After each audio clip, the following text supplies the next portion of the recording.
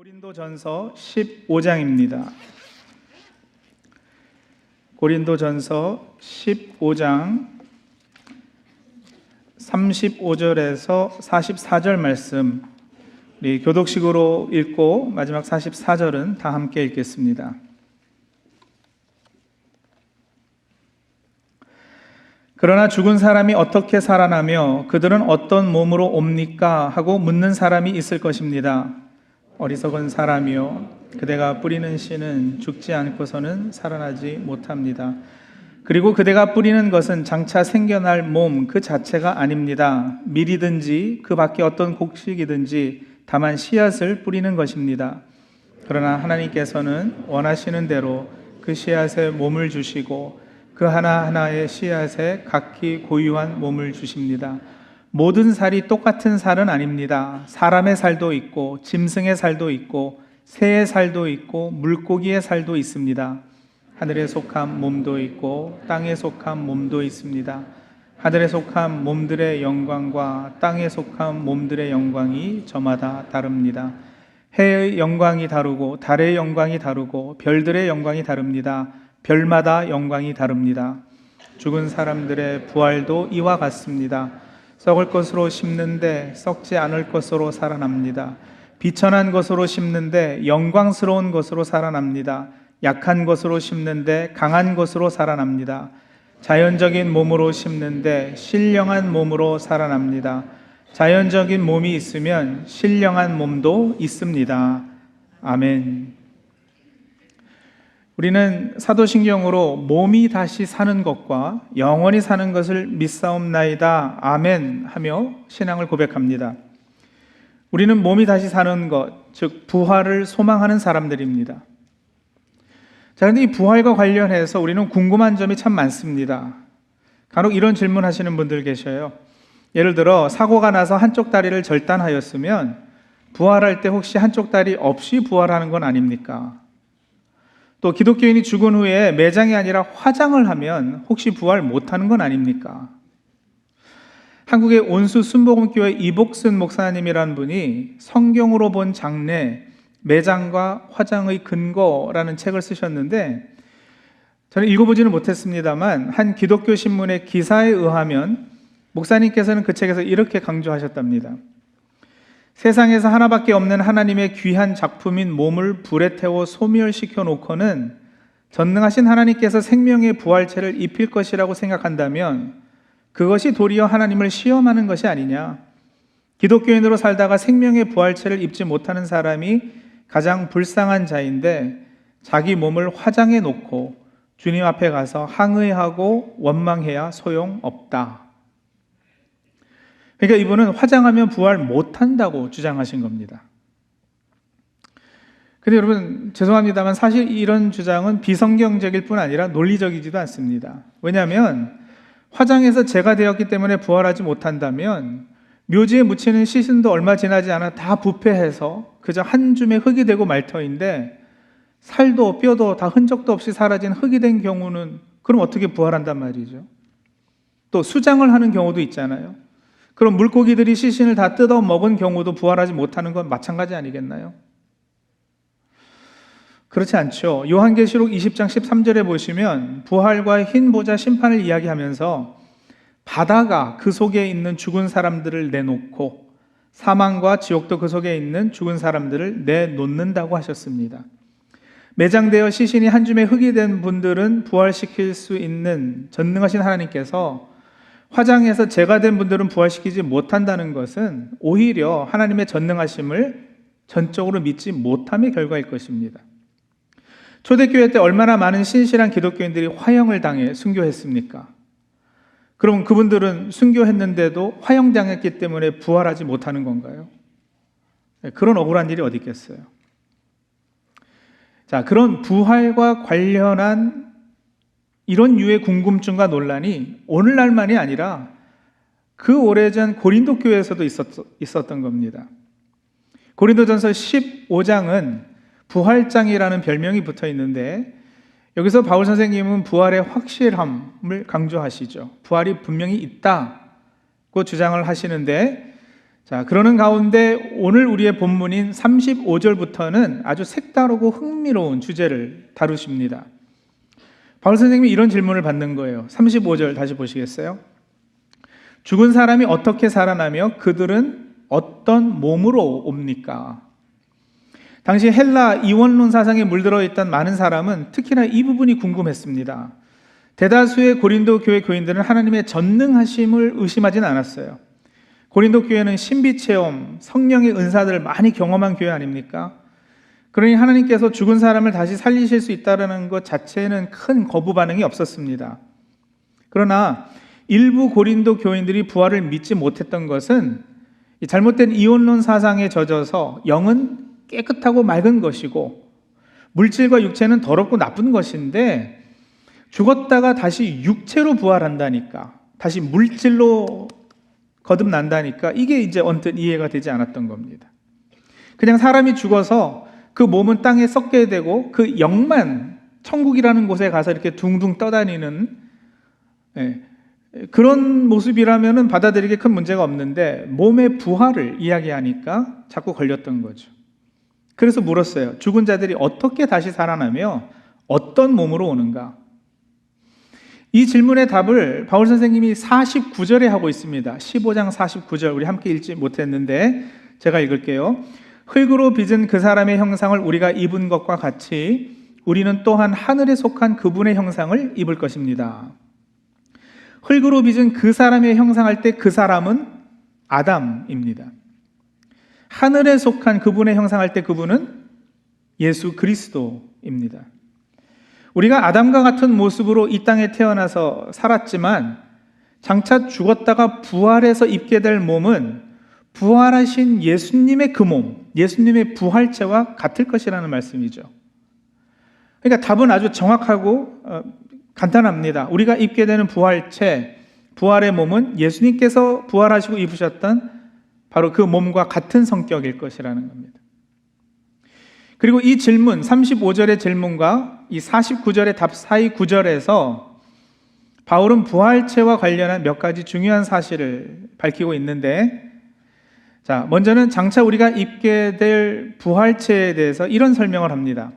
36절에서 38절을 제가 메시지 성경 번역으로 한번 읽어드리겠습니다. 메시지 성경은 번역이라기보다는 유진 피럴슨 목사님의 의역입니다만 바울이 하고픈 주장의 본질을 아주 잘 살려내었습니다. 한번 들어보세요. 우리는 이와 유사한 경험을 정원일에서 찾아볼 수 있습니다. 죽은 것 같은 씨를 심었는데 이내 식물이 무성하게 자랍니다. 눈으로 볼 때 씨앗과 식물은 비슷한 점이 없습니다. 여러분은 토마토 씨를 보고 토마토가 어떻게 생겼는지 헤아릴 수 없습니다. 우리가 흙 속에 심은 것과 거기서 움튼 것은 똑같아 보이지 않습니다. 우리가 땅에 묻는 죽은 몸과 그 몸에서 비롯되는 부활한 몸도 전혀 다른 모습일 것입니다. 무슨 말씀인지 아시겠죠? 토마토도 좋은 예지만요, 저는 더 크고 확실한 걸로 한번 예를 들어보겠습니다. 수박. 태어나서 수박을 한 번도 본 적이 없는 사람이 있다고 한번 가정해 보세요. 그 사람에게 수박 씨를 보여주는 거예요. 그리고 이게 땅에 묻혔다가 나중에 어떤 모습으로 변할지 한번 말해보라 그러면 뭐라고 답할까요? 수박 씨만 보고, 여러분, 수박을 본 적이 없는 사람이 수박을 상상할 수 있겠어요? 이 조그마한 수박 씨가 말이죠, 시커먼 수박 씨가 나중에는 이만큼 커지는 거예요. 겉은 단단하고 녹색 바탕에 검은 줄무늬가 이렇게 그려져 있고요, 자르니까 그 속은 참 달고 맛있는 즙이 풍부한 빨간색이에요. 여러분, 수박 씨 그거 보고는 수박을 상상할 수 없잖아요. 마찬가지로 우리가 장차 입게 될 이 부활의 몸은 지금 우리 머리로는 도저히 상상이 안 간단 말이에요. 그런데 확실한 거는요, 분명 토마토 씨는 토마토를 만들어내요. 수박 씨를 심으면 수박이 열리지 바나나가 나오진 않아요. 노승환이의 지금 이 몸, 여러분 보시는 이 몸은 일종의 씨입니다. 제가 죽어서 땅에 묻혔다가 나중에 부활하게 입게 될 몸은 말씀드린 대로 어떻게 생긴 몸인지 도저히 상상이 가질 않아요. 그러니 어떤 몸일까 하는 괜한 엉뚱한 상상은 차라리 하지 않는 것이 좋겠습니다. 그것을 고민하느라고 시간을 보내면 득보다는 실이 더 클 것 같아요. 바울이 본문에서 주장하는 포인트도 어떤 몸일까 하는 그 몸 자체의 모습과 성질과 관련한 것이 아니라 부활체의 기능이라고 할까요? 부활의 몸이 담게 되는 내용물에 관한 것인데, 어쨌든 노승환이는 죽어서 부활하면 다른 사람이 아닌 노승환일 거예요. 그러니까 바울 선생님은 지금요, 연속성과 불연속성에 대해 말하고 있어요. 토마토씨와 토마토, 연속성 속에 불연속성이 있고 불연속성 속에 연속성이 있습니다. 마찬가지로 장차 부활할 노승환이는 지금의 노승환이 분명 아닙니다. 그러나 부활한 노승환이는 지금의 노승환이 분명합니다. 옛날 어느 목사님이 길에서 한 할머니에게 전도를 했어요. 할머니, 예수 믿고 천국 가세요 하니까 그 할머니가 천국 가면 죽은 우리 영감도 만날 수 있나요? 목사님이 그야 물론이죠, 그럼요 하니까 할머니가 그러시더랍니다. 그놈의 영감탱이를 거기서 또 봐요? 난 예수 안 믿겠수다 했다는 우스갯소리가 있는데, 한 가지 그 목사님이 할머니에게 해주셨어야 하는 말씀은 이거죠. 그 영감이 그 영감님이시긴 한데 옛날에 그 영감님은 아니실 겁니다. 그러니까 부활을 이야기할 때는 늘 이 연속성과 불연속성 두 가지를 함께 이야기해야 어느 한쪽에 치우치지 않고 정확한 거예요. 무슨 말씀인가 하면 이제 이어지는 39절에서 41절에 이런 말씀을 하시거든요. 모든 살이 다 똑같은 살은 아니다. 즉 육체는 다 같은 육체가 아닙니다. 사람의 육체가 있고 짐승의 육체가 있습니다. 새의 몸이 있고 물고기의 몸이 따로 있잖아요. 하늘에 속한 형체, 땅에 속한 형체, 해의 영광, 달의 영광, 별의 영광이 다 각기 다르다고 하시거든요. 앞구절에서 하던 주장과 어떤 연관이 있는지 어떤 연결이 어렵지만 이런 의미예요. 연속성과 불연속성을 제가 계속 얘기하고 있잖아요. 장차 부활할 노승환이는 노승환이라고요. 그런데 지금의 노승환이는 아니라고요. 그러니까 지금 이렇게 둘러보시면 사람이 입고 있는 몸이 있고요, 또 짐승이 입고 있는 육체가 있어요. 그런데 지금 이 땅의 노승환이를 담고 있는 이 육체, 이건 장차 부활할 노승환이를 담을 육체가 아닌 거예요. 다른 것이에요. 보십시오. 새의 육체는 새가 하늘에 잘 날아다니도록 설계되어 있습니다. 물고기의 육체는 바다에서 잘 헤엄쳐 다니도록 하나님께서 만드셨습니다. 새가 바다에서 살 수 없고 물고기가 날아다닐 수 없습니다. 마찬가지로 지금 이 땅에서 노승환이를 담고 있는 이 몸은 장차 부활해서 온전한 하나님 나라에 속해 있을 노승환이를 담을 올바른 그릇이 되지 못합니다. 완벽한 하나님 나라에서는 그 나라에 합당한 몸, 그 나라에 어울리는 육체가 필요한 거예요. 자, 고린도전서 6장 9절과 10절을 보시겠습니다. 제가 있습니다. 불의한 사람들은 하나님 나라를 상속받지 못하리라는 것을 알지 못합니까? 착각하지 마십시오. 음행을 하는 사람들이나 우상을 숭배하는 사람들이나 간음을 하는 사람들이나 여성 노릇을 하는 사람들이나 동성애를 하는 사람들이나 도둑질하는 사람들이나 탐욕을 부리는 사람들이나 술 취하는 사람들이나 남을 중상하는 사람들이나 남의 것을 약탈하는 사람들은 하나님 나라를 상속받지 못할 것입니다. 여러분, 이런 불의한 일에 어울리는 몸이 있다고요. 어떤 몸이요? 지금 우리가 입고 있는 이 몸이 그렇습니다. 그런데 이어지는 11절이에요. 여러분 가운데 이런 사람이 더러 있었습니다. 그러나 여러분은 주 예수 그리스도의 이름과 우리 하나님의 성령으로 씻겨지고 거룩하게 되고 의롭게 되었습니다. 이제 예수 그리스도 안에서 저와 여러분은 그런 사람이 된 겁니다. 이 몸으로 예전에는 9절과 10절에 나열한 그런 불의하고 사악한 짓을 하던 우리예요. 그래서 하나님 나라를 상속받지 못할 사람들이었습니다. 그러나 이제는 더 이상 아니죠.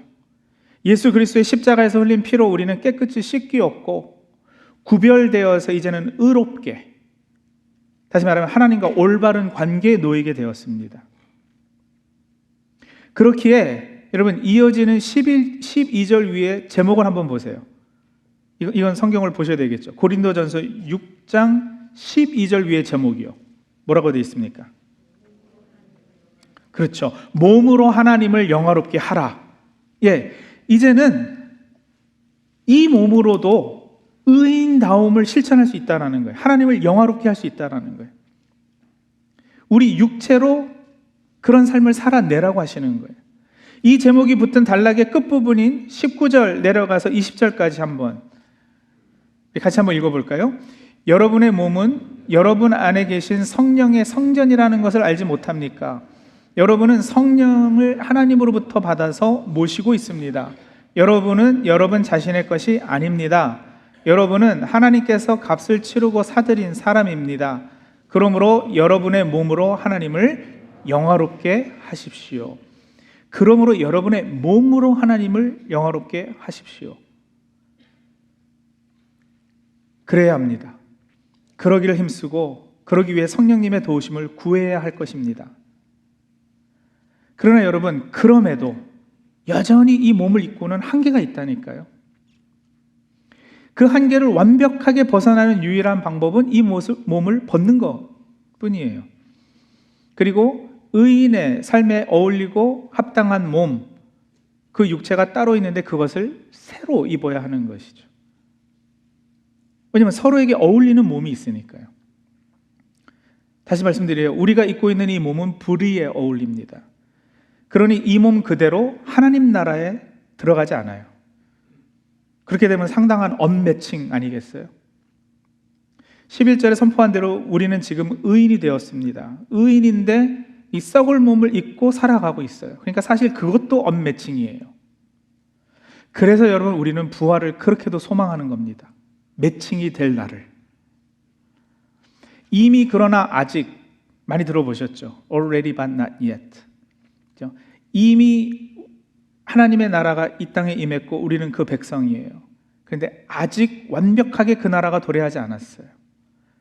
그 긴장 가운데 우리가 살고 있잖아요. 그러니까 나는 이미 의인으로 하나님 자녀된 정체성을 가지고 살고 있는데 아직도 몸은 여전히 썩을 몸을 입고 있는 이 언매칭 상태란 말이에요. 그래서 여러 가지 한계가 있어요. 마음은 원하지만 육신이 약하다는 소리도 그래서 자주 하는 거예요.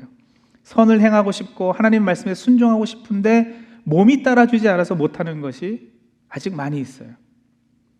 그러나 바울 사도는 오늘 본문에서도 그렇고 로마서를 비롯해 다른 서신서에도 보시면 이 몸을 입고 살아간다고 해서 그렇다고 변명 삼지는 말라고 하시는 거죠. 여전히 죄짓고 불순종을 정당화하라고 이런 말씀을 주시는 게 아니에요. 마음은 원하지만 육신이 약하다. 예, 그렇습니다. 맞아요. 인간은 이 몸을 입고 살면서 여전히 죄의 영향을 받고 있기 때문에요. 그러나 이제 바울 사도의 주장은 무엇이냐면 성령께서 함께 하시는 사람에게는요, 마음이 원하니 육신도 조금씩 따라오더라 라는 삶이 가능해졌다는 거예요. 그러니 여러분, 그걸 훈련하자는 거죠. 아직 이 몸을 입고도 신령한 자로 훈련해서 장차 부활해서 신령한 몸을 입을 때 어색하지 않도록, 어울릴 수 있도록. 고린도전서 15장 오늘 본문의 42절 이하의 내용도 참 어렵게 들립니다만 바로 그 포인트와 연결되는 주장이에요. 이 땅에서 입고 있는 몸과 장차 하나님 나라에서 입게 될 부활체의 다른 점 4가지로 바울 선생님이 이야기하는데, 42절이죠. 썩을 것을 심고 썩지 아니할 것으로 다시 산다. 43절, 비천한 것으로 심고 영광스러운 것으로 다시 산다. 43절 후반부, 약한 것으로 심고 강한 것으로 다시 산다. 44절, 자연적인 몸으로 심고 신령한 몸으로 다시 산다. 썩을 것, 비천한 것, 약한 것이 바로 자연적인 몸, 육의 몸이에요.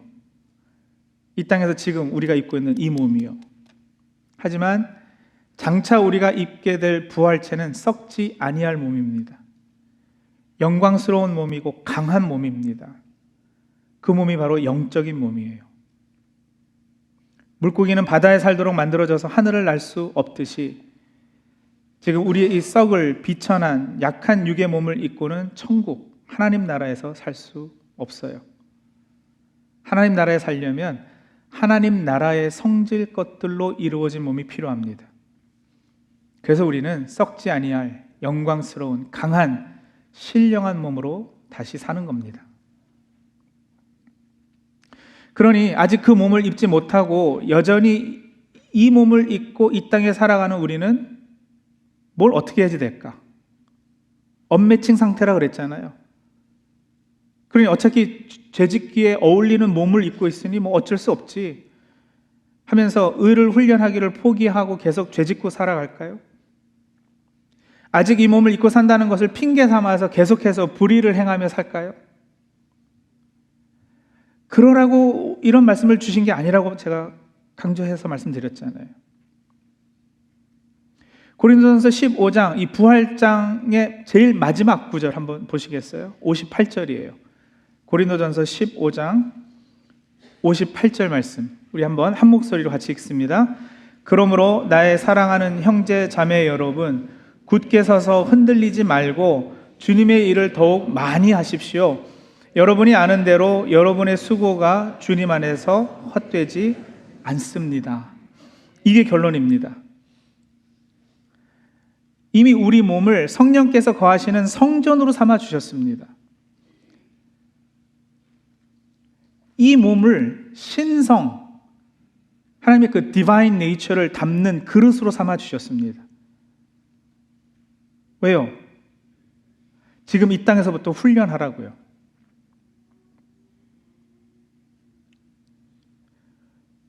뭘 훈련이요? 신령함을요, 의를요, 하나님의 형상을 회복하는 일을요, 부지런히 이 몸을 움직이고 사용해서 하나님의 성품을 담고 세상의 복음을 전하라고요. 여전히 이 썩을 몸을 입고 살아가지만서도 장차 그 몸 입을 때를 기대하시며 의를 훈련하라는 겁니다. 여러분, 세월이 가고 나이가 들면서 몸은 연약해지고 쭈그러들고 쇠하여지는 경험을 하게 되실 거예요. 그럴 때 깨달으라는 거예요. 그럴수록 더 간절히 부활의 소망을 품으라는 겁니다. 갈수록 눈이 침침해지고요, 큰 글자 성경으로 보아도 글이 또렷이 보이지 않게 되면서 두 눈으로 뚜렷하게 주님 얼굴 배울 때를 사모하고 더 열심히 말씀을 읽고 듣기를 힘쓰라는 겁니다. 우리는 꾸준히 육체를 단련하고 운동도 열심히 해야 합니다. 할 수 있는 한 건강해야죠. 그것도 우리 책임이에요. 하지만 여러분, 아무리 열심히 운동해도 결국 언젠가는 이 몸은 병들어요. 그리고 제대로 움직이지 않을 날이 곧 옵니다. 그러니 운동 열심히 하여 몸을 단련하는 것 이상으로 천국 백성의 삶을 훈련하셔야 합니다. 하나님의 영광을 담을 몸을 지금부터 미리 준비하셔야 그날에 당황하지 않으실 겁니다. 지금 보시는 이 몸은 천국에 가져갈 수 없어요. 불연속성이에요. 그러나 이 몸으로 훈련하는 하나님의 속성, 어떤 것들이요? 사랑, 배려, 온유, 친절, 섬김, 희생, 헌신, 믿음은 천국에 가져가실 거예요. 연속성이에요. 성도님들이 오늘 보시는 이 키 작고 통통한 노승환이는 천국에서는 다른 몸을 입게 될 겁니다. 그러니 키 작다고 콤플렉스 가질 이유가 없는 거예요. 조금만 참으면 완벽한 몸을 입을 건데요. 그리고 그 몸으로 영원히 살 것인데요. 그러니 저를 보실 때 이 겉모양만 보시면 천국에서는 저를 못 알아보십니다. 하지만 오늘 주 안에서 함께 교제하고 말씀으로 삶을 나누고 믿음을 나누며 같은 소망을 품고 봉사하고 사역하고 한 주님을 섬긴 노승환이를 여러분은 천국에서 바로 알아보실 거예요. 노 목사님이다. 어떤 분은 그러실 거예요. 노 목사님도 천국 오셨네. 그렇게 의에 줄이고 목마른 삶을 이 육체로 살아내기를 수고하면 그 수고가 주님 안에서 헛되지 않을 것이라고 약속하셨습니다. 그러니 성도님들, 기대하십시오. 소망하십시오. 사망 권세 이기시고 부활의 첫 열매가 되신 예수님을 따라 부활의 그날 우리는 다시 질병으로 고생할 필요가 없는 몸, 죽어 썩지 않을 몸, 하나님의 신성과 영광을 온전히 모실 그르신 몸을 입고 영원히 살 것입니다. 기도하시죠.